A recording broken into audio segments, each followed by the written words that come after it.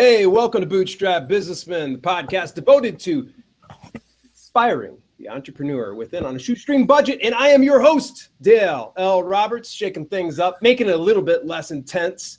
My co-host has joined me, the Midwest best, Kevin S. Allen. Dude, how you feeling? Man, I'm feeling great, man. How about yourself? Hot. Yes. It's been muggy here, man. 92 and just humid. Yeah. Well, thankfully, there's no humidity out here. You just straight up, die. Yeah. You can at least breathe while you're doing it. So I guess that's a good part. Yeah, exactly. So today it's going to be a little bit of a different format. My boy Kevin and I, we were just kind of saying, what are we going to talk about today? And I was like, we should talk about 10 guiding principles. And his exact words were, ha, ha, ha, hell no. Yeah, that was my words, wasn't it? Yeah, something like that. I might have paraphrased it just a little bit. Hang on a second. Let me get my fancy anti-glare glasses here. Maybe I can, not that this is going to matter to anybody that is listening to our podcast later on. Ask her it. You know what? Anybody gets blinded by my non-glare glasses, that's on you. Okay. It's not bad, man. It's not bad. They're not bad. Yeah, these are my new glasses. You want to know how much these things cost me? Sure. $38. What? Where'd you get those from? Walmart. No. Walmart. Right. Yeah, I could hear the proverbial groan all across the. Oh, he's supporting Walmart. All right, who the hell's was that? Your thing binging? That was mine, wasn't it? Yeah, that was mine. Never mind. I did. What just happened? Yeah, I actually just got a notification. I think mail. I actually had a notification to my fitness group yesterday about beta reads for my upcoming release, the Beginner's Home Workout Plan. I was going to take photos today, but we had some roofers upstairs just tromping and stomping and cleaning things up and making a whole kind of racket. That's why it was like I tried to take a nap today to make up for my lack of sleep from last night, and that just didn't work because it was like someone was doing jump jacks upstairs while running a jackhammer. And in their defense, I was expecting them to be doing the roofing thing, but I didn't think it was going to be till tomorrow. But hey, whatever. They got stuff taken care of. I'm sure if they're up on the roof fixing things, it's for good reason. By the way, If you hear that sneezing in the background, that's my cat.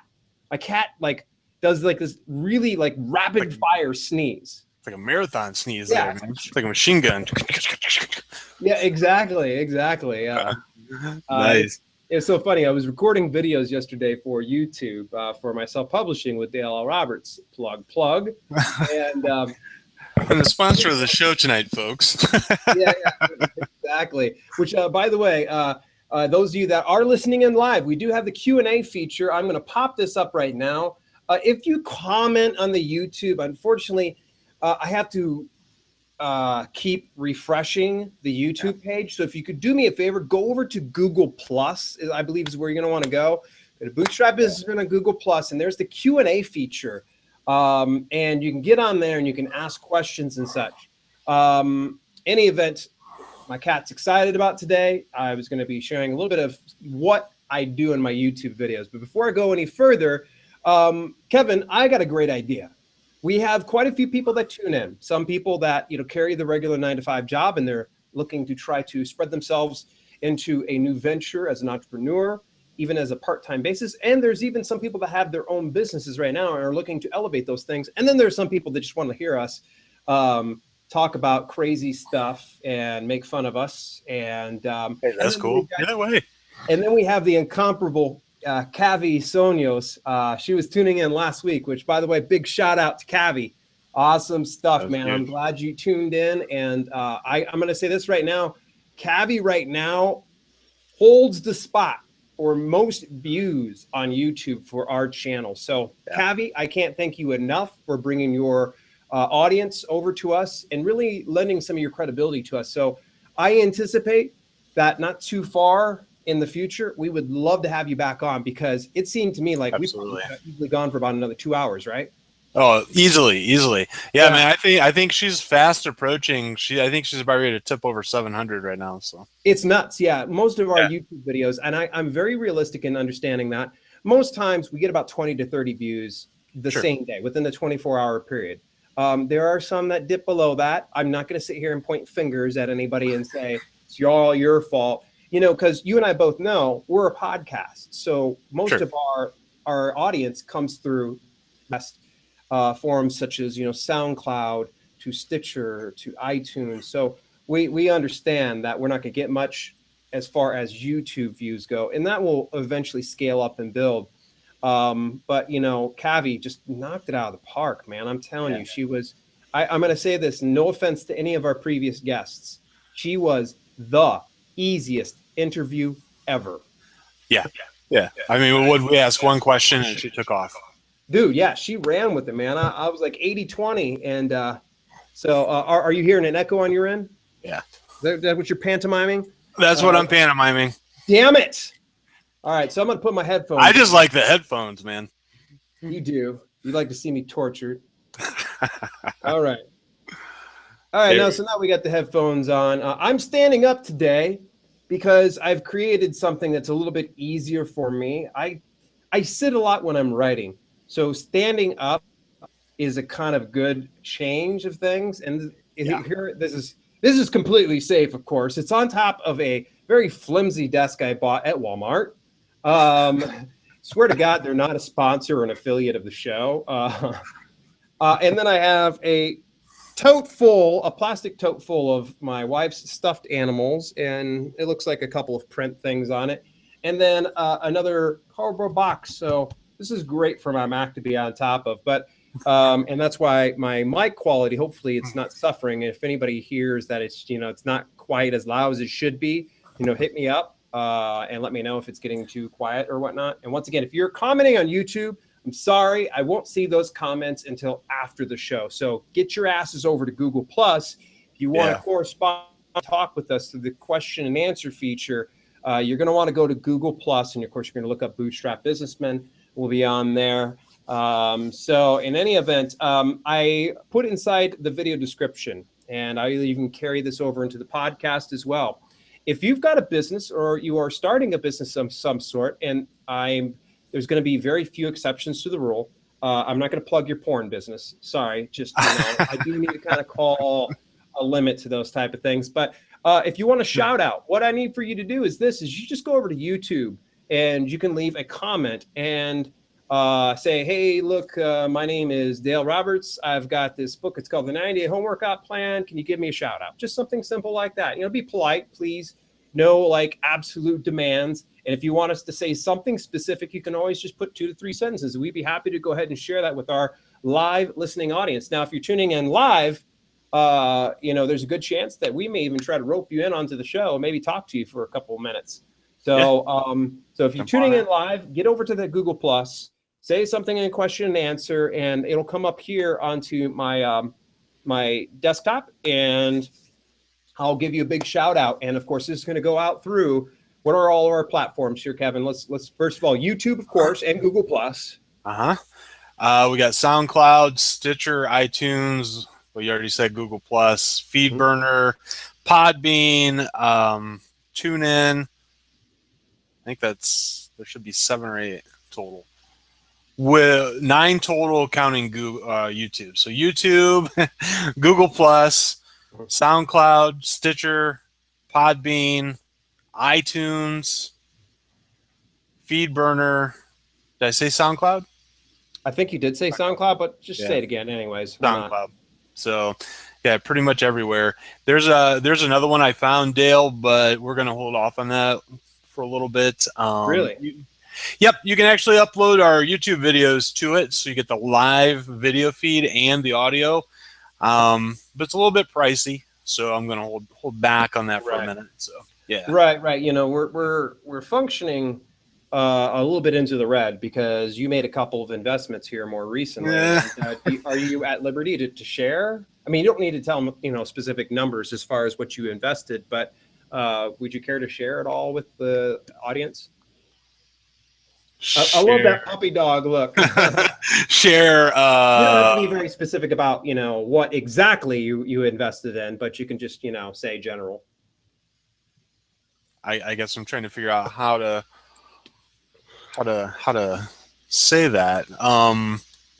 Okay. May I? Go for it, man. Okay.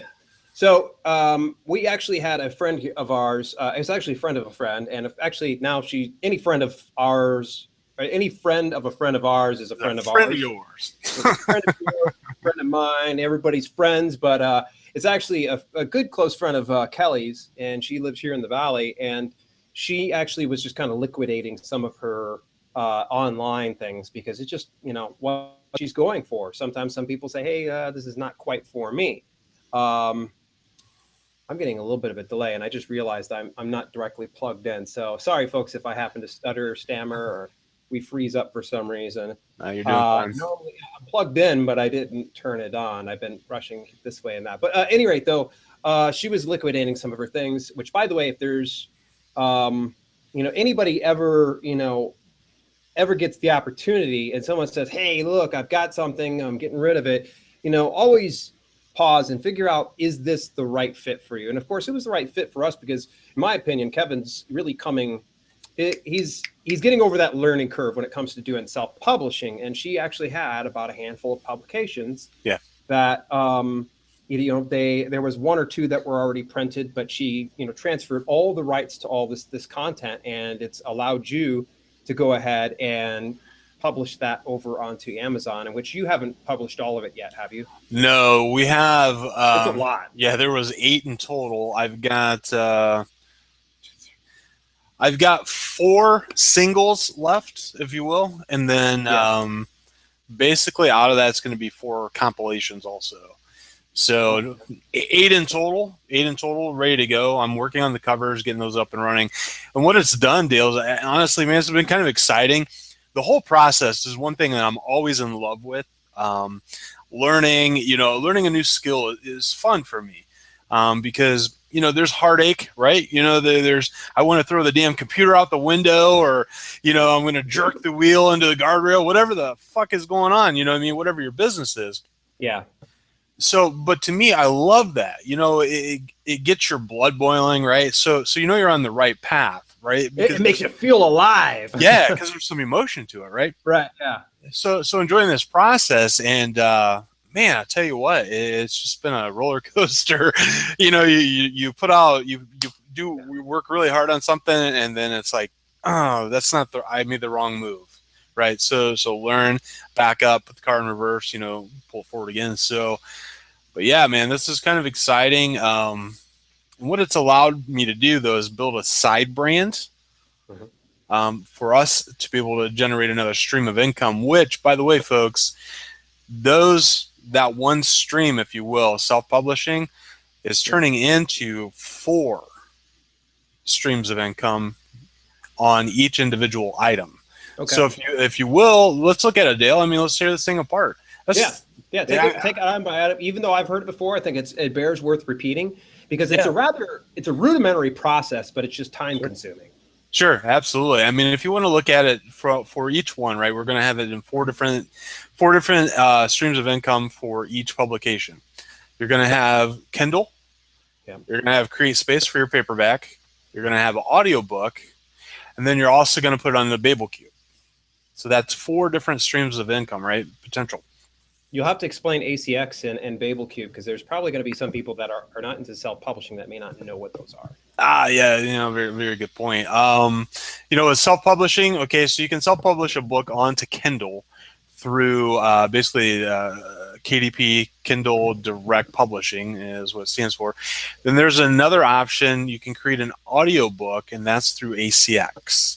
Audiobook Creation Exchange, correct? Am I right on that? Yes, exactly. Yeah. You can ACE as in like ACE, but I think that American Council on Exercise had that market cornered. Had it locked down. That's probably why they're ACX as opposed to ACE. Yeah, and I'll tell you what, man, exciting with audiobooks. If you look at the trends, audiobooks are growing tremendously. Catching on popularity, especially since once you go through ACX, your audiobook will be available through Audible. Okay. And then it'll also be available on iTunes. And there was a third one. Is it Google Play? Easiest one yet, man. Come on. largest online retailer today? Well, Amazon. Of course, yes. I Yeah, guess I kind of assumed that people would understand that, but yeah, Amazon. So yeah, those three locations, okay, potential income streams. So creating 4 income streams, but the one has the potential to add 3, if that makes sense. right. Yeah, you have, so you produce the content, and you Yeah, essentially are able to, first of all, feed it off into just the two. And the formatting is going to be slightly different, but the content's going to be pretty much the same. It's going to be content's the same. Kindle Direct Publishing, and you got Create Space. Now, there are other alternative publication models that are out there, including like Ingram Spark. That's a great avenue, but unfortunately requires an investment. And if you are a bootstrapper and you're really trying to watch your expenses, I'm sorry, Ingram Spark guys. We're spending $40 to put our content up and distribute it to pretty much the same models. Why Yeah, don't I just go to CreateSpace and just get that now? Now, quality though interesting. is a little different though. Ingram Spark is definitely worth the expense because I actually had a good business partner, or business associate, excuse me, that she actually had put 2 different like back-to-back things, and it proved that actually it was better quality. The cuts were better. It was a lot more sharp. Ah, The thickness of each one of the books, I think the poundage of the paper was actually a little thinner, but it was still high mm-hmm. quality. So yeah, you've got those 2 models, and then you got the audiobook, and then of course now something that not too many self-publishers realize, and I'm just kind of beta testing it. And I'm glad we're bringing this up Yeah, because you've got a bit more experience in BabelCube than what I do, even though I'm inundated right now with requests, dude. Like, and I'll fill you that's in. awesome. I need you to kind of tell us what's BabelCube, how does that function, and what avenues does that open up? Because obviously it's one avenue, but it has other streams additionally Absolutely. that spread out from there.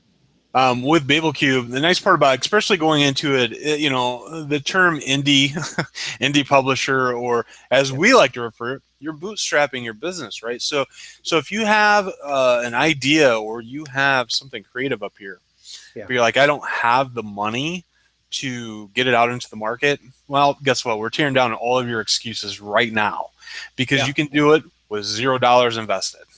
Absolutely. And even as Yeah, much as if you were to just sit down and invest about a half hour to about an hour a day, time. trust me, you've got the half hour to hour a day. If you're, browsing Uh, on social media, you could probably cut some of that time down. Trust me yeah. on this. Well, average television usage is 4 hours per night. Oh my gosh. Uh, I can't, if I sit for 4 hours, my back will scream at me. yeah, that's just television, man. That's not counting, social media, and you know that people are multitasking, watching TV and on Facebook at the same time. So, Yeah. that's happening. Right. But anyway, so zero cost for BabelCube. Yeah. And what it is basically is you're going into a royalty share program. Okay. So let's talk about that a little bit. Mhm. So say I wanted Dale he knows Vietnamese, and I go to Dale and I say, hey, Dale, can you translate my book into Vietnamese? I feel it'd be great for your culture. And he's like, sure. He's like, do you want to pay me upfront or do you want to do a royalty share? I'm like, I'm a bootstrapper, man. I just want to do a royalty share. He's like, cool. So basically you split the royalties with your translator. So, okay, so $0 invested, and you split the royalties from the sales. Okay, so now you can take your book and get it translated into what I've seen so far: Spanish, Portuguese, Italian. Those are all, huh? French.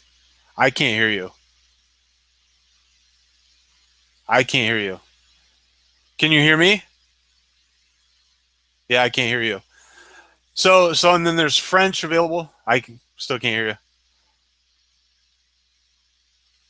No sound. No sound. Okay. So those languages are. Can you hear me? I can't hear you.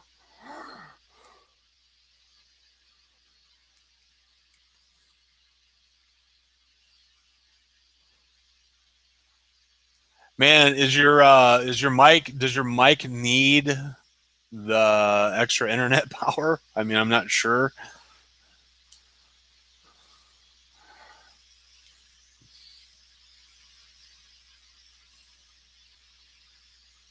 Nothing. Yeah. Yeah. So anyway, and then okay, so there's Spanish, Italian, Portuguese, and French are the ones that I've encountered so far. So you can put your book in, you put your details of your book, upload basically your manuscript or your your file of your book, and you can do two things. You can let it sit there and let people come to your book and request to translate it, or if you're looking for a specific language, you can actually go in and search for translators. Now, guys, this is the same thing for anything that you're researching. You always want to kind of go to the top first and look for the best. If you're researching a book, niche to get into, you always want to kind of look at what's best, what's selling. Same with anything, auto body repairs, car mechanics. You want to look for who's got the highest reviews. So the same thing in BabelCube. Basically, you get in, then you merge with a translator, and they start translating your book. Once that book is finished, you have two options. It's going to be in digital format, and then you also have the option of doing paperback in the translated format. Now, what BabelCube does from that point is they send it out to, I believe there's 12 different platforms that they send it out to. Some of the bigger ones being iTunes, Google Play, Amazon is also one of them. Scribd is another one. 24 works. There, like I said, there's like 12 or 13. And at that point, it gets distributed out to the market. And hopefully you've got a good description, a good cover, design. So when people are looking through and browsing, that they choose your book. So once the sales happen, you get a cut of the royalty shares. The translator gets a cut of the royalty shares, and BabelCube takes a small percentage. I think I heard you. Did you? Yep, there you are. He's back. Yeah, keep going. No. So at that point, there's another avenue. But here's the beautiful part. Nice teeth, man. You can take, if you want it in Spanish, you can have it translated into every language, and then distribute it out. So we've talked about Kindle Direct Publishing, audiobooks, create space for paperbacks, and BabelCube. That's 4. So the cool part about the investment that I made, yes, it put us a little into the red as bootstrappers, but it's allowing me to essentially, if you want to look at the big picture, create 32 avenues or 32 revenue streams coming in. Dude, that's phenomenal. I was actually thinking about that the other day. Potential 32 revenue streams from those 8 publications. Are you there? Lost you, bro. Plug your headset into your computer. Is there a mic on your headset? No? Test. Okay, you're back. 1, 2. Yep, gotcha. Okay. You're back. I just went ahead and did the internal one, so screw it. Fucking technology! Let me just tell you something here. So, man, dude, isn't that exciting? 32 different revenue streams. Okay, so where are our current projects out? What are we doing, and where are we at? So how many books do you have, and how many languages are they already translated into, and what are being currently translated? I've got, including 10 Guiding Principles, Fail to Succeed, and Soul Food. Those 3 are being translated into Spanish, Italian, and Portuguese. So, wonderful. Yeah, those 3 books. One is complete. Fail to Succeed is complete in Spanish, and so is 10 Guiding Principles. The other one is working on, but the rest of them, they're going through all the languages. I have separately uploaded 4 additional publications to them. Yeah. I've got 4 over on audiobooks. I've got a narrator, dude. She's phenomenal. I think you've done some work with her in the past, Sierra Klein. Sierra, yeah. Yes. So she's going to be taking care of those 4 publications. So she's working on them right now. She just got back from vacation, so it's a little bit of a catch-up process. But yeah, I've noticed that with the ACX and BabelCube, those tend to be a bit more. I wouldn't say time-consuming. It just takes longer to process. It takes longer to process, but the nice part about it is, you don't want. It's kind of a set and forget, right? You set it up, get everything going, and then when your attention's needed, trust me, you're notified. So beyond that, you can put that off your task list and continue on to something else. Again, getting those publications out. So I counted it up today, bro.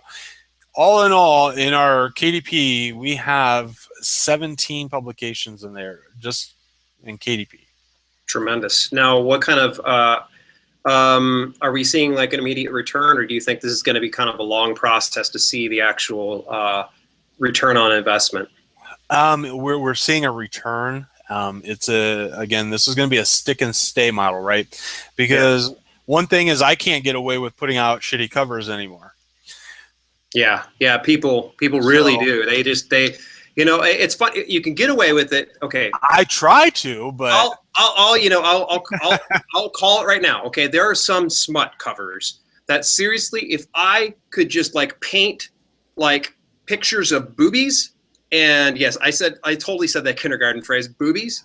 Boobies. If I could paint boobies with my own shit, it would probably be better than some of these covers. But yet they're killing it. Dude, it's like,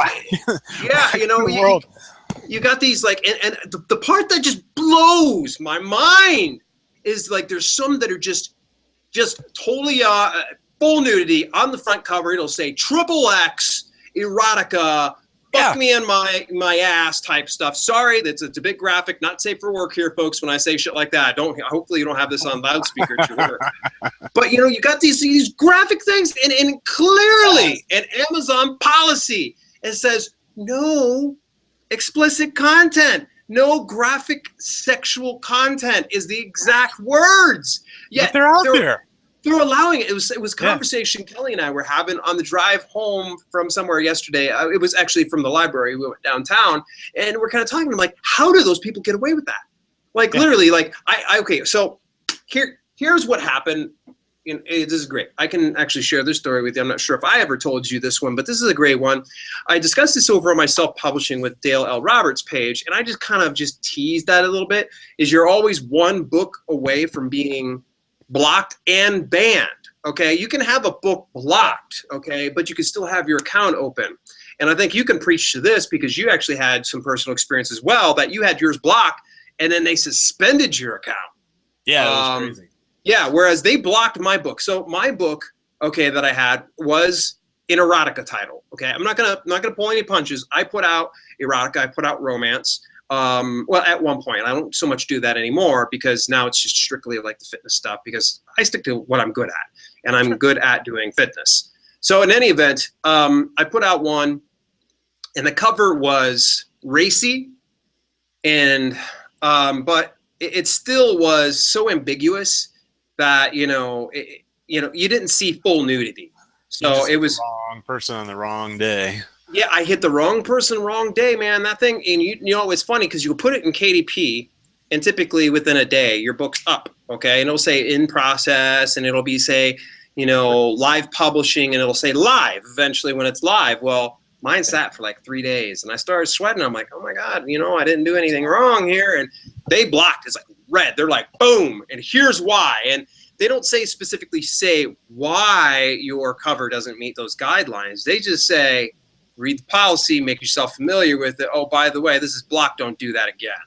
Yeah. And so I end up, it's funny because it's almost like the scarlet letter. I mean, as soon as you have committed that act of adultery, according to Amazon, you've got to wear that large letter A, or in this instance, it's a large print of, it's literally says red. It's blocked, and it stays in your account permanently.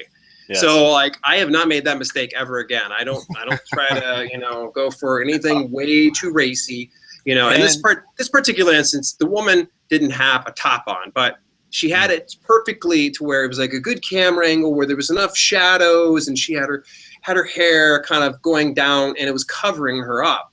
But they were like, no, block, and I was like, not doing that again. And then it just blows my mind. You see some woman spread eagle beagle on the front cover and going, yes, what the hell? What, yes, I'm not good, but yet that's okay. Seriously. Right, absolutely. Well, just like, okay, and folks, since we're talking on this specific topic, I'm gonna let you know that I came across an interesting title of a book today. Do tell. I got to hear this one. Dude, I sent it to you in a message. Dude, my phone's fucked up, but now I'm in business. By the way, I got a sweet ass phone. Did you get an iPhone? No. Sticking with the droids. All right, so you've everybody's probably watched the movie Happy Gilmore. If you haven't, I recommend it because it's pretty damn funny. Yeah, and by the way, seriously, why are you watching our show if you have not watched Happy Gilmore? Shut the show off right now and go watch Happy Gilmore. Get on and Netflix. Actually, do me a favor. Go down to the link below. Click on the Amazon affiliates link, and that way, when you order it through Amazon, we get a small percentage back from that, and you help support the show. So poor Kevin, he can actually end up with a high quality backdrop and a nice microphone that he'll unplug after he gets pissed at it that it's not working. Well, I was thinking about going to Walmart and grabbing like a shower rod and some white curtains and stuff and putting up. But I was like, you know what? That's not going to look right. So.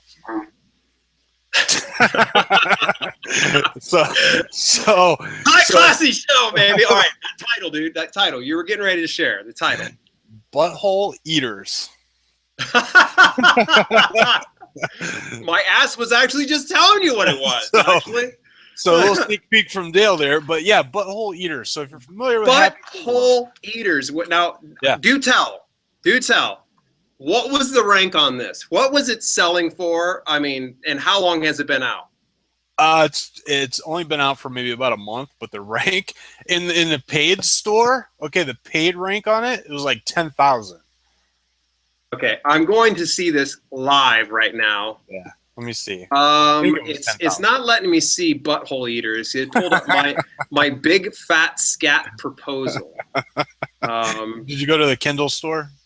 I went to the Kindle store. Yeah, Butthole Eaters. Was there like a full title to it, like romance erotica or something? No. Butthole Eaters. Well, I'll let you look that up. I think that's this hilarious. There's, if you are, hopefully people that are tuning in this show, listen, not safe for work, and as well, this is not a show that's intended at all for minors. Okay, so if you're listening to this and you're under the age of 18. Shut it off right now. Go get permission from your parents and say, hey, they curse a lot and they talk about butthole eaters, which we're not even going to. What is it? I was wrong. It's booty eater. Sorry. Booty eater. Okay. Booty. All right, let's look. The rank. Is it the one with the arrow on the front cover? Yeah. It's perfectly covering up the nude butt. I mean, seriously, how is somebody getting away with that? Oh, here's one. It just says pussy. And it literally shows the person spread eagle and they put a picture of a cat over the area. Yeah. Oh, wonderful. And they've got this woman full frontal nudity and she's pregnant. It says MILF. Oh, just loving that. Let me tell you. I don't see any ranking on this one, man, on Booty Eater. I'm not seeing it now. That's weird. It's got some decent reviews. Yeah, no offense, whoever wrote Booty Eater, man, seriously, get a hold of me. Let me know how exactly you were able to do those covers, get away with that, because I don't know who within Amazon that you're able to get away with that. And that's the thing is, no black Amazon, hat stuff, man. Just it really is. Here's the thing, we can call it probably closer to gray hat because it's honestly. Right. Amazon is very ambiguous about their policies. They really are for good reasons. So that way, it's kind of like when growing up. Here's a person my brother. We would get a new game, okay, and he will openly admit to you that rather than sit down and learn the instructions, we played Walt Rules, which Walt Rules consisted of anything that worked to his favor at the moment that he needed it. And every now and then, if I bitched too much, he would all of a sudden just come up with a rule. Oh, okay, here's a rule, and he would come up on the fly. So he'd just keep me there long enough, so then he would beat me according to his rules still. And that just reminds me of Amazon sometimes. They kind of do the Walt Roberts rule method, where it's just they're like, okay, here's the basic premise of the rules, okay, and then I'm not gonna tell you everything. Yeah, we're not getting you got to kind of figure out what is, inappropriate content. Yeah. You've got to figure out what's going to make for a good reader experience. And, and the thing is they'll come back and they'll just make it up at some point or other. They'll go, So for instance, you know, in which, hallelujah, this, whoever got a hold of this, then they got an email from Amazon. Pretty much this person was republishing a book exactly the same. And I'm going to cover that in just a second. Okay. Wow. What happens is there's a supposed 30-day Amazon algorithm to where you get a little bit of a boost for being the first 30 days in the system. And of course, you can also be listed as a hot new release. So Amazon wants to see you succeed, despite their Walt Roberts style rules. We still have one that's a #1 hot new release. We still have one that's there. Tremendous. Nice. I love hearing that, man. That's always a good feeling when you see that hot new release. Yeah. It's not always a bestseller per se, or at the top of the bestsellers list, but when it's on a hot new release, at least it's giving some kind of exposure, because hot new release is typically lumped to the right of all the best sellers on the Amazon page. Yeah. But at any rate, man, I was bloviating and I just went off a trail here, and man, I just completely derailed. Yeah, that's what happens when you don't have enough sleep. You were talking about the rules? Yeah, the rules. Lenny and Larry's cookies. Dude, the white chocolate macadamia are my new favorite. Hey, put that in the microwave for 20 seconds, man, and it makes it fantastic. It is good. But, you know, all right, instead of, you know, bloviating, as my good friend Wild Bill used to say, you know, the bottom line is just Amazon kind of makes shit up as they go along. They want to see you succeed through the hot new release. Oh, it was the publishing and republishing of books. So yeah. Here's the thing is, there is actually a notable coach, and she's coached quite a few people, quite a few successful people. And I actually have a great deal of respect for her. I have never been, you know, any close contact with her per se, and she's quite the entrepreneur, but she has taught within her model that, you know, when a book starts to dip down after that first 30 days, you unpublish it and then you republish that content. Now, you know, every now and then you can change the cover, you change the title, and sometimes you just post the same damn thing back up. So it just restarts that clock again. Well, someone got flagged. Pretty much they were told by Amazon, you're not going to do it. Well, I'm going to share with you that, you know, on the other end of things, Amazon said, some customer service rep said, no, yeah, actually, it's good. You're allowed to do that. What? You've got one representative telling somebody you can't republish, you know, it doesn't make for a good reader experience. And then you got another one saying this. Now, in my opinion, okay, if you're running a legit business, okay, you're trying to do something that's going to be a sustainable long-term business model, to me, republishing is not right. It doesn't ring right to my values. I think that if for some reason I go and I republish it underneath another title, change the character names, things like that, let's just say, for instance, that person's into my particular type of books. What ends up happening is they go over and they purchase, they go, well, I already have this book over by this other author. What the hell? And so, I mean, you're kind of turning your back on the people that are coming and buying these things. So, you know, to me, as a self-publisher, to me, I don't, and I haven't done republishing before. There was a re-release of Unlock Your Greater Life, which I ended up retitling to 3 Keys to Greater Health and Happiness, Beginner's Guide to Exercise, Diet, and Mindset. Say that 10 times fast. Well, I renamed it, and I had done the editing. Sure. And, you know, it came out as a second edition. I kept it on the original publishing, though, in KDP. I just took down the publication. I retired the first one and I put a new one out because, unfortunately, the size had changed of the book. And then I did it on my 2 clean eating books. They actually were originally released as vegetarian recipe books. And I discovered that I was like, it needed a better, you know, title. Had I done it over again, though, I probably wouldn't have republished it because it really didn't make any damn bit of difference. I mean, I got the same amount of sales at the end of the day. So, you know, anyway, though, that's the whole republishing thing. And, you know, I'm sure we're going to see some real tightening down because Amazon, I think the more that they go along and they get feedback from their audience as well as their their partners, people like you and me, when they get feedback from them, that's when they kind of determine what's right and what's not right. So I think it just, you get enough complaints, they're going to go, okay, well, we've heard about 50,000 complaints already about this one particular republishing issue. Maybe we ought to ratchet down the problem. And, you know, someone brought up a good point in one of the discussion groups in regards to this whole republishing thing that the person got the emails, like, was it just one person that got it? Well, yeah, it's true. One person did get it. Here's a very funny story, though, because back in February, there was the whole 10X thing to where it was you put a hyperlink at the beginning of a very stuffed full book. I mean, like thousands of pages. You would just put in every type of book that you could, and the link would take you to the back. So when somebody checked it out in the Kindle Lending Library or inside Kindle Unlimited, what it would end up happening is a person would click that hyperlink, goes to the back. It tells Amazon that the person read the entire book in one sitting. So people were getting thousands of page reads at a time. And there were some people making some insane things. But come February, the beginning of February, it started out just one or two people were getting their accounts suspended. And then it started raining. Like, it was just like they came down. They were just like, it was, I think, enough people had complained about this whole 10X method that they literally were just like, no more. And then the funny thing is they actually, it gave them the stamp of approval. I know my buddy Dave Koziel, who was credited as being the innovator of the technique. And, you know, he wasn't trying to be black hat.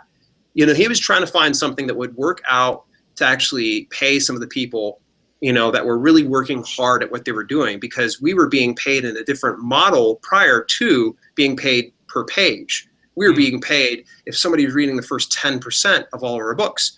Well, enough people complained about that particular method, because if somebody prints out a 10-page book and someone reads one page, well, they get paid the same as somebody who has a 1,000-page book, which there are some of those out there, like, you know, big novels and such.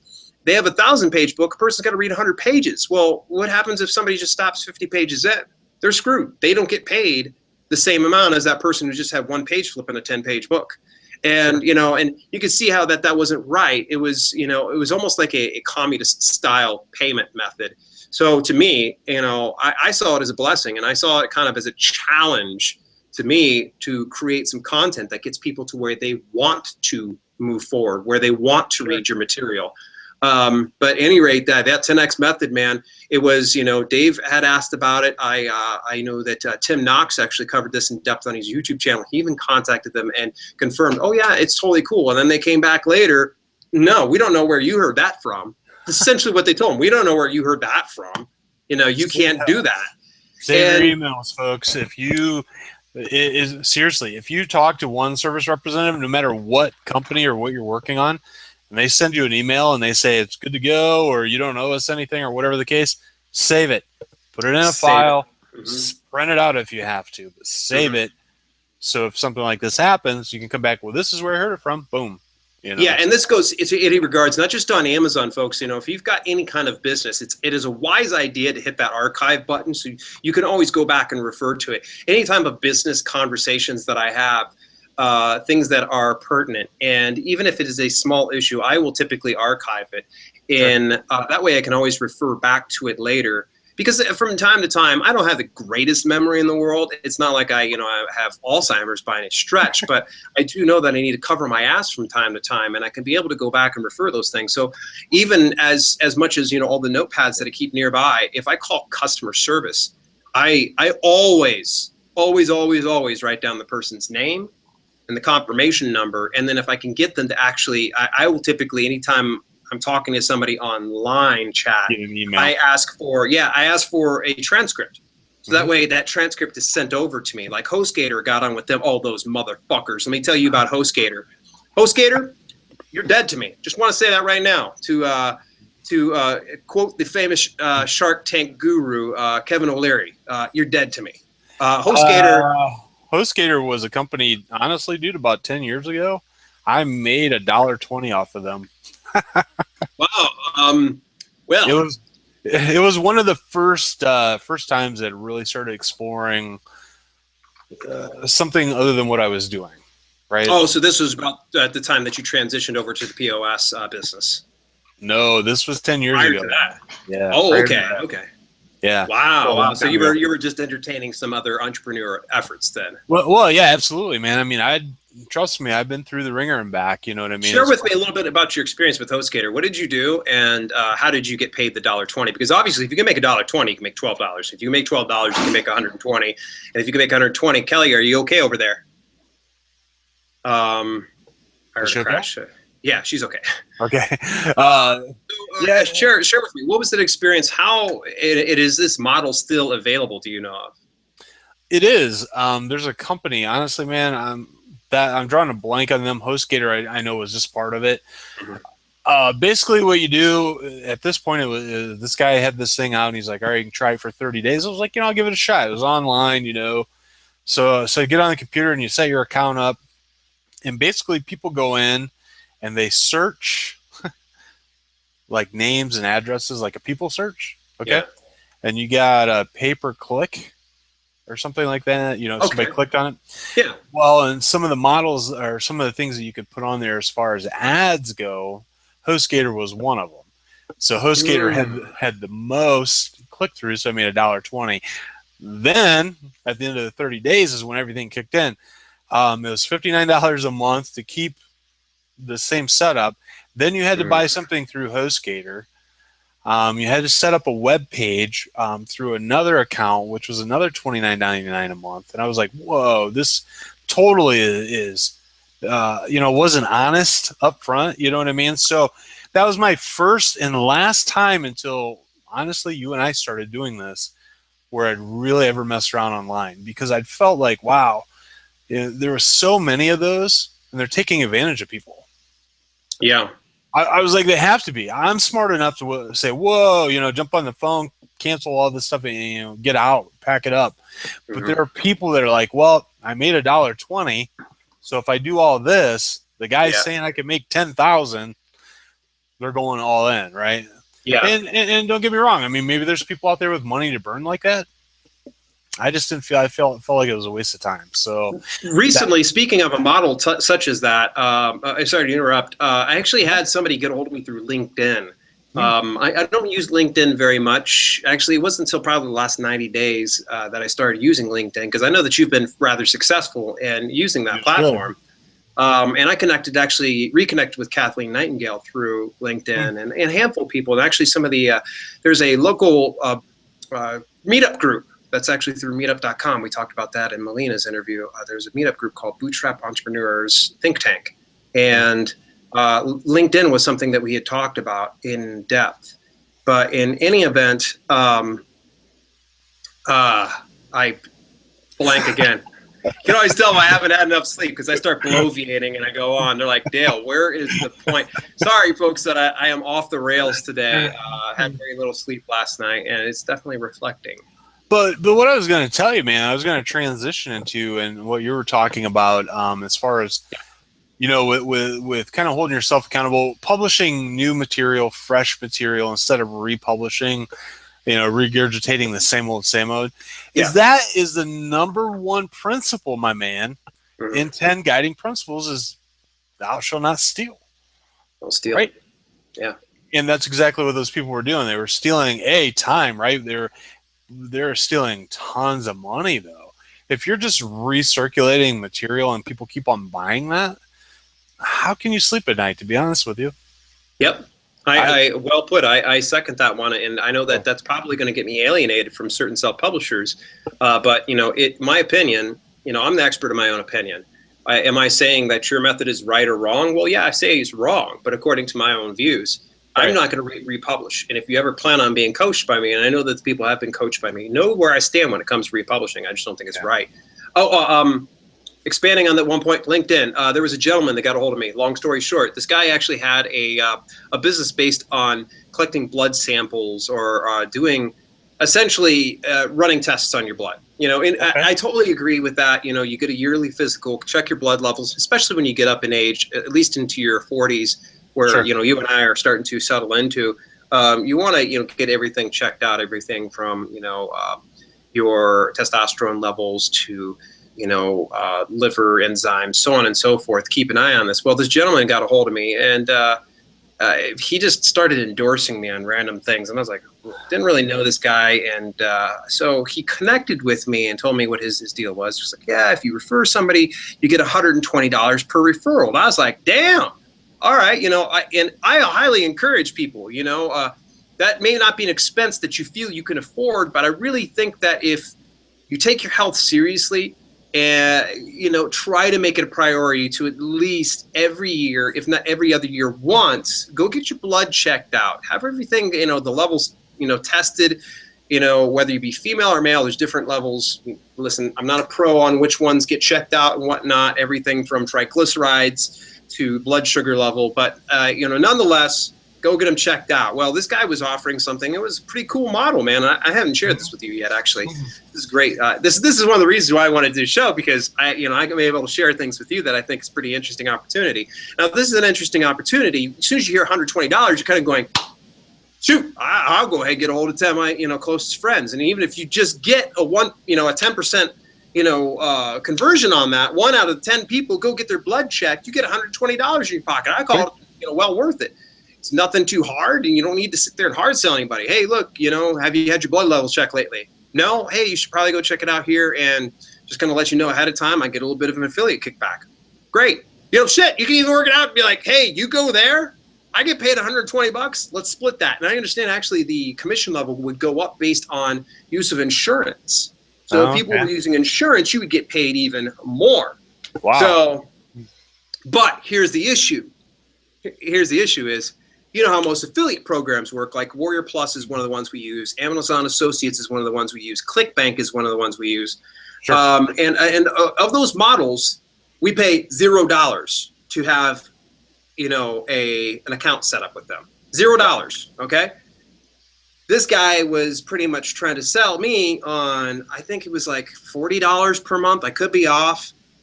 You know, he called up, and, you know, I was really willing to talk shop, and, you know, and I was just, you know, ask questions and such. And that was one of my main concerns. He's just like, well, it's a $40 a month membership. It wasn't cheap by any stretch. Sure. So what was happening was, okay, I've got a full platter, and, you know, I've been thinning out that platter. And this guy was kind of coming over here going, hey, can you balance that up on top of your platter? And by the way, it does cost too. So if you're not doing anything with it, yeah, I just get your money and you get shit.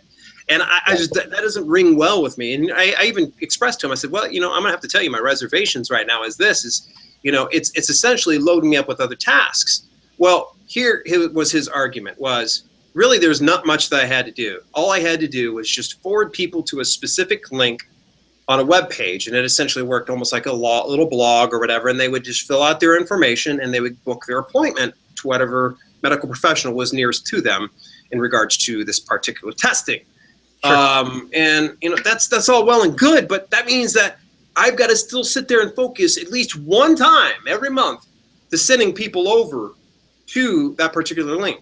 And you and I both know it's like, well, if I've got to pay this much per month, and what happens if I don't, and then I'm screwed. Right. But I can get, like, if it was, say, for instance, $40, I'm going to have to sell, you know, at least one every 3 months in order to break even. And to me, you know, that didn't seem right. So he was like, well, let me give you a 30-day trial.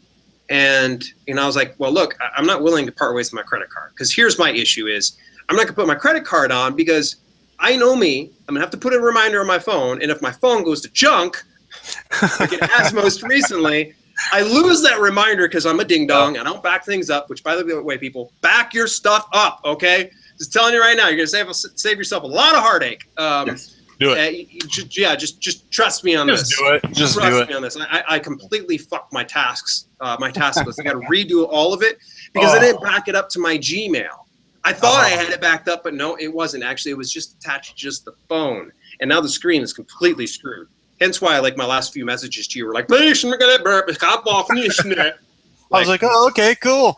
Yeah, totally, dude. I'm feeling you. But anyway, this guy, I can't remember his name. We'll call him Tom. Tom, yeah. Tom, Brian, Bill. Not really sure. He was super nice. He was very, like, got a great picture. Guy looks like he's jacked, great shape. He's got a beautiful wife or girlfriend, not really sure, in his picture in the LinkedIn or whatever. And he gets to call me, and he was very, you know, on point. You know, he was just, you know, it was He's all talking business. business. Yeah, he's talking business. You know me, man. People talk business with me. I'm just like, I'll pal around. I'm not above, just being myself when I talk to people, because my thought is if you do business with me, I want you to kind of do business with me. Right. Not like a mask of me. That's something that I did in a 9-to-5 job. I don't feel that there's any need for me to keep a mask on for purposes to try to protect my job. All right. No, this is me. You're going to get this. So in any event, I was cool with him, yucked it up a little bit, made a few jokes that he didn't laugh at. Of course, I'm not that funny. I'll admit it. I'm not, freaking George Carlin or anything like that. So in any event, we disconnected with the phone. He sent me his link, and I had to look at it. He was offering a 30-day free and no credit card needed. And he's like, hey, if you don't like it, don't sweat it. I wasn't sure if I was going to get commissions for that 30-day free trial, which, I opened it up, looked at the email. It looked like it was going to take me longer than 15 minutes. Go ahead and read it. And I was like, out of here. That's the thing is, we as entrepreneurs, and this is actually something that's going to cover in the next week or two, I think it is, we're drowning in a sea of opportunity. If you're not careful, because you're going to get, you've got, this thing, you can make $10,000 per day doing this. Okay? Yes. Listen, I'm going to say this right now. If you get a notice like that, making $10,000 a day, I'm going to tell you this right now, and expect to invest at least $10,000 before you see that kind of a return. Okay. Are you willing to go ahead and invest that much? Now, it could be in time, could be in energy, and it could be in financial speaking. Right. Okay. You hear some of those things. I tend to I gravitate towards the more realistic ones where it's like, it'll say make an extra $20 to $100 per day with, a couple of hours work. I'll pay attention to that because I'm like, okay, that's possible. I've already learned that through self-publishing. That is very possible. So I tend to, but here's the thing is, don't get so distracted. It takes you away from your one thing, your one main thing. Because if you are a master at, for instance, I talk really well, hence why I've really scaled my efforts on YouTube, not only through Bootstrap Businessmen, but I've done it through self-publishing with Dale L. Roberts, and I've done it through my fitness channel as well, because I am a talker. I can talk as long as I'm not lacking sleep and I'm bloviating for too long. I'm a talker. That's my one thing, and if I were to say there's any other thing that comes next on the list is writing. And writing actually is the thing that it probably has been paying me more than speaking, but I feel that I'm strongest when I talk. I feel more passion. I don't feel like I'm restrained. When I write, it takes me longer to write because I just have a writing style. I don't write like I talk. Right. The only exception to that rule would be the consummate fitness professional, which actually that was all recorded and dictated. Dude, I was going to say it's kind of hard. I mean, you can do it, but it takes a lot longer to convey the emotion or the passion through a book. Yeah, it's just much easier when you're speaking. And, guys, if you are listening, one of the things Dale, dude, we were talking about this the other day. You said you're kind of paying your dues to, get into that public speaking. And, I'm not even going to lie to you, man. That phrase sat with me all day. Yep. Paying my dues. And I said, I don't like it. I don't like that phrase. I'm on the extreme opposite because I really believe, for me, paying my dues, that makes me feel like I'm working hard to elevate myself to a certain position. And I believe that any good person is going to pay their dues. Sure. The reason why I say pay their dues is there is a certain requirement for a person to become successful. There's a certain investment that they have to do. Hence the dues being, I've got to pay my dues. In other words, I need to make my investment in whatever opportunity or success that I'm building myself towards. Sure. So when I was, up in Calgary, Alberta, Canada, man, and I was freezing my ass off at a bus stop. I'm double layered, triple socked, scarf wrapped around me. My beard would freeze. It would go from brown to pure white. It was so freaking cold up in Calgary. And I would just freeze my ass off. And I would say to myself, I'm like, do all pro wrestlers go through this shit? I would be standing and waiting for a bus that would show up an hour and a half late to take me over to Storm Wrestling Academy. Wow. And that was my way of paying my dues. Is, you know, when I finally was able to go out, and people would go, "Oh, you're one of Lance's students." It felt good because I paid my dues. Whereas if I just showed up as any Tom, Dick, or Harry, they go, "Yeah, okay, we'll see if we can get you a shot on show." Yeah. Nice thing is, people looked at me and they're like, "You trained in Calgary?" Like, yeah, it was only like -40, you know, degree temperature, and they're like, "What?" So you gain a certain level of respect because you've put your time in and you put your effort, and you have that effort to show as a badge of honor. So that's where my stance is for paying dues. I don't know where it might have flipped your trigger at to where you were thinking on another end of things. I don't think it's negative by any means. I was just like, man, it just wasn't sitting well with me because, and I said, well, Kev, how can I get past this? Because honestly, when something like that sits with me, it will sit with me all day. You know, so I have to get rid of it. And, you know, basically the way I look at it, and I finally got rid of this, was, okay, in school, I learned how to build houses. Okay. Yeah, you and my brother. Right. You guys essentially learned how to build houses. Yeah, well, we learned how to do shots and stuff. Anyway, so doing that, you know, you have to have a plan. Yeah. So you gotta have your business plan, right? You know, where you want to go. And if you don't, folks, step one, you gotta have a plan. You know, you gotta put your GPS out, or you're gonna be just aimlessly driving around. But then step two is you build the framework. So I was like, all right, what Dale's doing, he's not paying his dues. He's building his platform. Okay.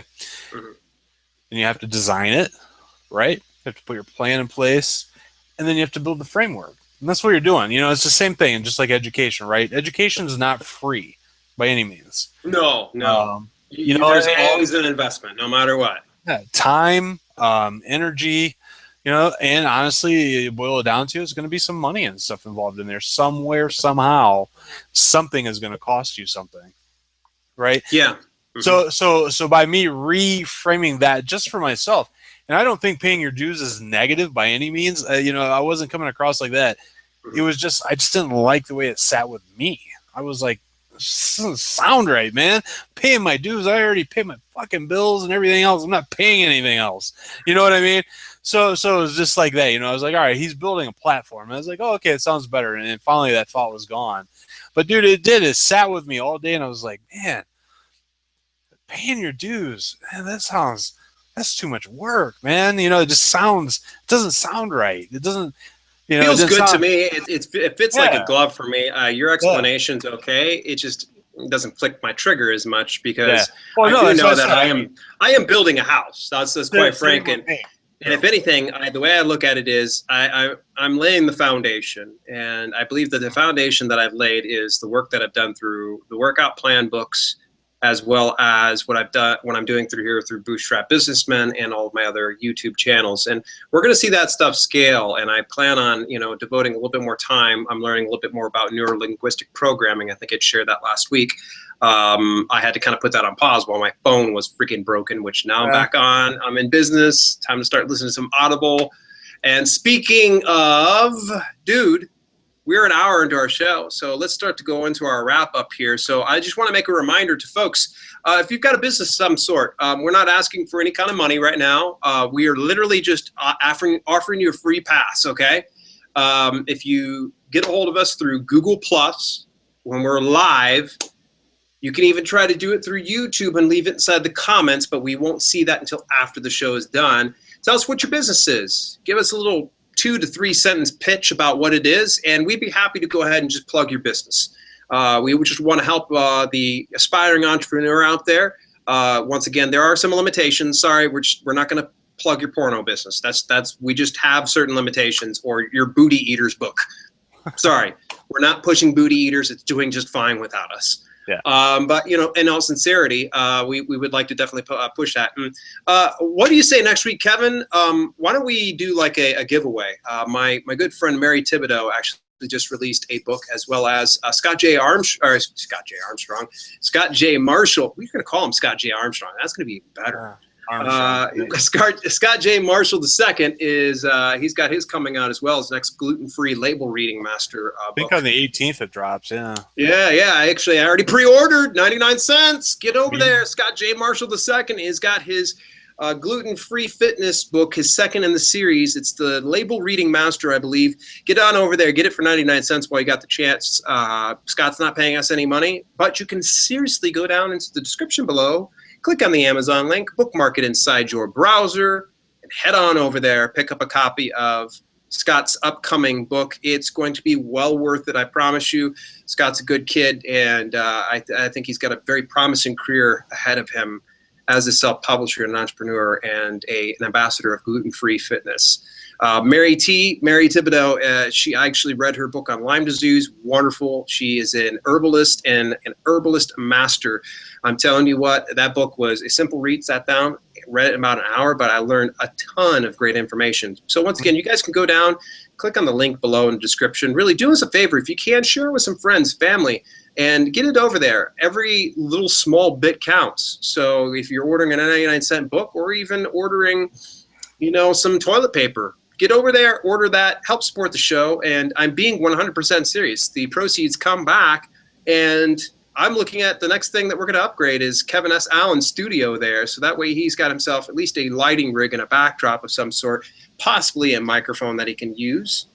And that's really all I've got for today's show. So once again, business people, leave us your information on YouTube, on Google+. We'll give you a shout out, free of charge. Kevin, any last words? Close us out, buddy.